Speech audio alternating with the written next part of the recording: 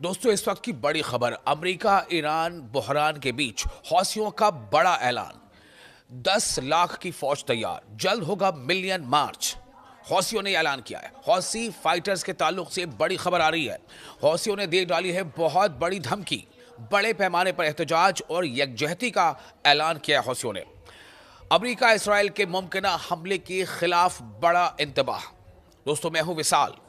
हौसियों की जानिब से अमेरिका और इसराइल के खिलाफ जंग के लिए 10 लाख अफराद की तैयारी हौसी कर रहे हैं। जी हां, यमन के हौसी रहनुमा अब्दुल मलिक अल हौसी ने फिलिस्तीन, ईरान और लेबनान की हिमायत में 10 लाख अफराद पर मुश्तमिल मुजाहरे की अपील की है, जिससे जंगी बयानिए में मजीद शिद्दत आ गई है। यानी एक तरफ ईरान और अमेरिका के बीच डायलॉग पर डायलॉग जारी है, वहीं दूसरी तरफ हौसियों ने बड़ा ऐलान कर दिया है। यानी अमेरिका कहीं ना कहीं अब चौतरफा दबाव में है। ये बयान ऐसे वक्त सामने आया है जब ओमान में अमेरिका और ईरान के दरमियान मुज़ाकरात किसी बाज़ाब्ता ऐलान के बगैर अभी वो ख़त्म हुए हैं। उसे ख़त्म नहीं कहा जा सकता, बल्कि वो अगले डायलॉग की कड़ी कहा जा सकता है। लेकिन इस बीच ये दबाव जो हौसियों ने बनाया है, ये बहुत कारगर हो सकता है। हौसियों ने मुबैना अमरीकी सेहोनी साजिशों की मजम्मत करते हुए इसराइल और इसके इत्तेहादियों के साथ आइंदा किसी भी महाजराई के लिए मुकम्मल तैयारी का ऐलान कर दिया है। और ऐसा नहीं है कि हौसी सिर्फ कहते हैं, ये करते भी हैं। मैं आपको थोड़ी देर में बताऊंगा कि कैसे इन्होंने माजी में अपने हमलों से कई देशों के कार्गो शिप्स को समंदर के गहरे खाई में डुबो दिया था। यह अपील हौसी लीडर ने ऐसे वक्त में की है जब बहर अहमर में जहाज रानी पर दोबारा हमलों की धमकियों के बाद सामने आई है। जबकि एक खौफनाक वीडियो भी गर्दिश कर रही है, जिसमें एक जलते हुए जहाज को दिखाया गया है। ये फिर से वायरल इसलिए हो रहा है, आपको भी मैं चाहूंगा कि इसको आप देखें कि किस तरह से हौसियों ने न सिर्फ कहा, कहते हैं ना कि उनकी कहनी और कथनी और करनी में अंतर नहीं है। वो जो कहते हैं वो करके दिखाते हैं। और इस पर उन्होंने लिखा भी है कि सून, यानी कि जो वीडियो वायरल हो रहा है उस पर वो लिखा है सून, यानी कि जो हमने माजी में किया, हम जल्द ही ऐसा फिर अनकरीब कर सकते हैं, मुस्तकबिल में, फ्यूचर में, कमिंग डेज में कर सकते हैं। क्यों? उन्होंने कुछ आगे बातें लिखी हैं।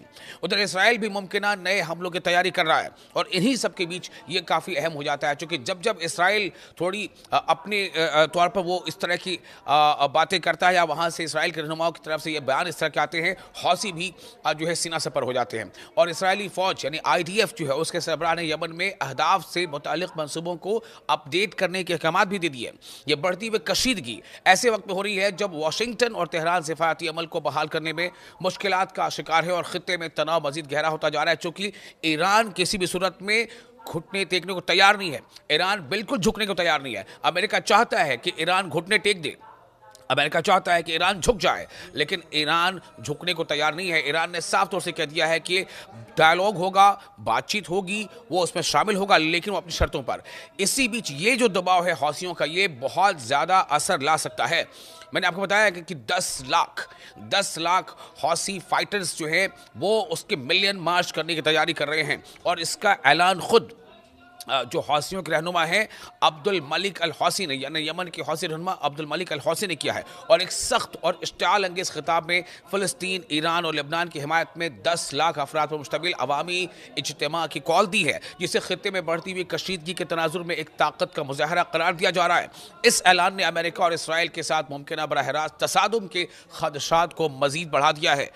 और ये बयान की आप टाइमिंग देखिए, इस टाइमिंग पर बहुत ज़्यादा लोग जो है वो अपना रिएक्शन दे रहे हैं कि बिल्कुल सही वक्त है, जैसा उनका कहना है। जो लोग भी हौसियों के इस एक्शन के तरफदार हैं, ये बयान ऐसे वक्त में सामने आया है जब ओमान में अमेरिका और ईरान के दरमियान बिलवास्ता मुज़ाकरात जो है वो उसका दौर चल रहा था। आपको पहले बता दें कि हौसियों ने, मैंने जिससे पहले आपको बताया कि ऐसा नहीं कि वो सिर्फ कहते हैं, जैसे बड़ी बड़ी बातें करते हैं, सिर्फ ऐलान करते हैं। जैसा वो कहते हैं वैसा करके दिखाते भी हैं। आपको बताता हूँ, एक पूरी इसकी तफसील है मेरे पास कि हौसियों ने माजी में भी जब ऐसा इंतबाह, ऐसी चेतावनी दी थी, तो कैसे उस पर अमल किया था, और इतना अमल किया था, इतना नुकसान पहुँचाया था कि अमेरिका को भी, जी हाँ, अमेरिका जैसे सुपर पावर समझी जाने वाली ताकत को भी मजबूर होकर हौसियों के साथ मुज़ाकरात करने पड़े थे, और सीज फायर करना पड़ा था हौसियों के साथ डायलॉग करके। आपको बताते हैं, याद रखिए, MV एटर्निटी सी ये एक कार्गो शिप था जो एक लाइबेरियन फ्लैग ये शिप था जिसे हौसियों ने अपने उस ऐलान के बाद कि हम बहर अहमर से गुजरने वाले ऐसे तमाम शिप्स को निशाना बनाएंगे जिस पर इसराइल के लिए वो इसराइल बाउंड वो होगा, यानी जो भी शिप इसराइल को जा रहा होगा, चाहे वो इसराइल का हो या ना हो, इसराइल को की तरफ जाने वाले शिप को निशाना बनाएंगे। तो MV इटर्निटी सी को हौसियों ने समुंदर में डुबो दिया था और ये वाक़या था जुलाई 2025 का। जुलाई 2025 में हौसियों ने ये करके दिखाया था। उसके बाद आप देखिए दूसरा cargo ship MV magic seas, MV magic seas, ये भी एक लाइबेरियन फ्लैग था जो इसराइल की तरफ जा रहा था और इसे हौसियों ने हमला किया था, ये भी जुलाई 2025 में ही, और उसे समंदर की आगोश में डुबो दिया था। तीसरा जो बड़ा हमला था हौसियों का किसी कार्गो शिप पर वो है मिनर्वा ग्रैट। ये डच फ्लैग था, इसमें डच झंडा लगा हुआ था। ये डच फ्लैग जिसमें जनरल कार्गो शिप थी, इसे हौसियों ने हिट किया था अपने मिसाइल से और म्यूनिशन से, और ये हुआ था सितंबर 2025 में। सितंबर 2025 में हौसियों ने करके दिखाया था जिसपे बड़ी आग लग गई थी और जितने क्रू मेंबर्स थे वो जख्मी हो गए थे। एक और जो बड़ा कार्गो शिप था जिसके हौसियों ने निशाना बनाया था वो था MV रुपेमार। MV रुपेमार ये कार्गो वेसल था, इससे काफ़ी नुकसान पहुंचाया था। रिपोर्टेडली ये संक हो, ये डूब ही गया था, ऐसी भी रिपोर्ट बाद में आई थी।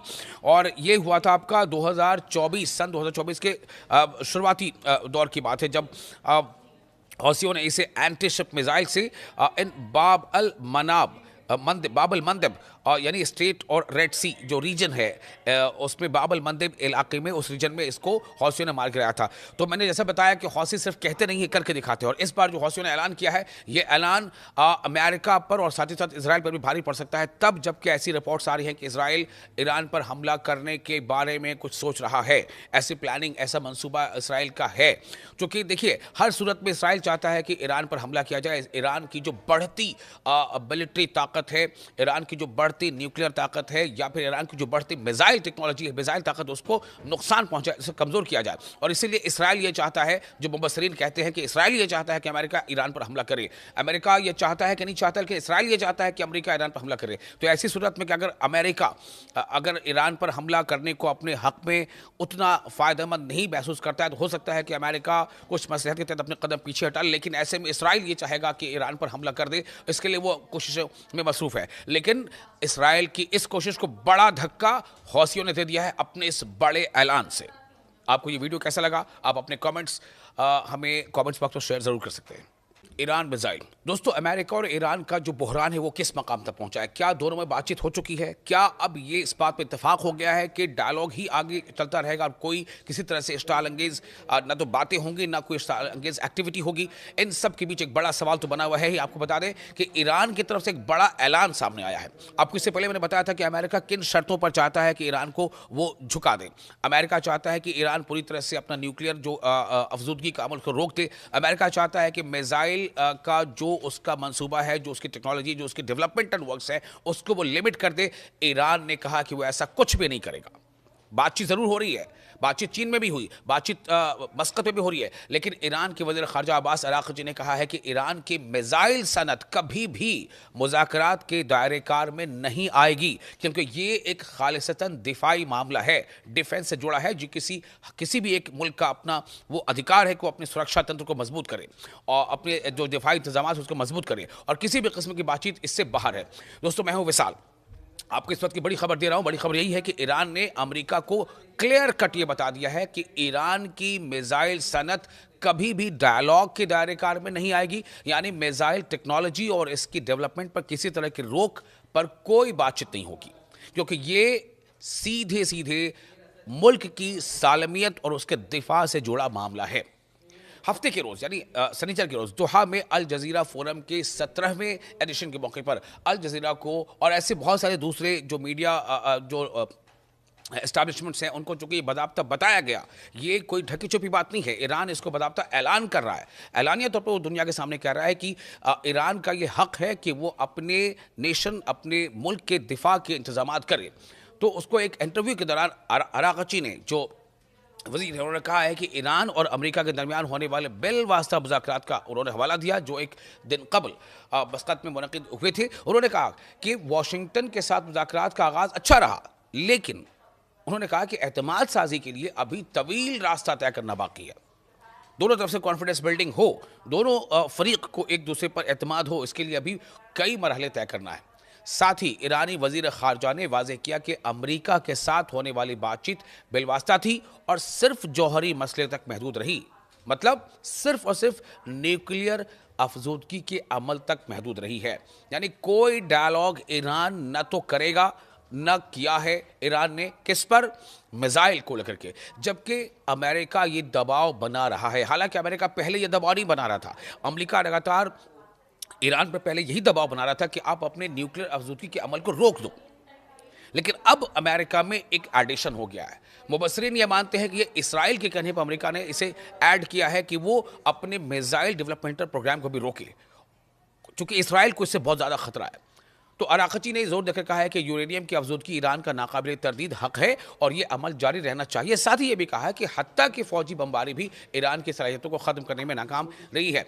अराक़ची ने इस बात पर भी जोर दिया है कि 0% अफजूदगी मुज़ाकरात के एजेंडे में शामिल नहीं है। यानी कि न्यूक्लियर अफजूदगी का अमल बिल्कुल सिफर हो जाए, ये भी इस एजेंडे का हिस्सा नहीं है। वो भी कुछ हद तक जारी रहेगा। ठीक है कि उसमें हम उससे कुछ कम कर सकते हैं, लेकिन 0% हो ऐसा नहीं हो सकता, 0% हो ऐसा नहीं हो सकता।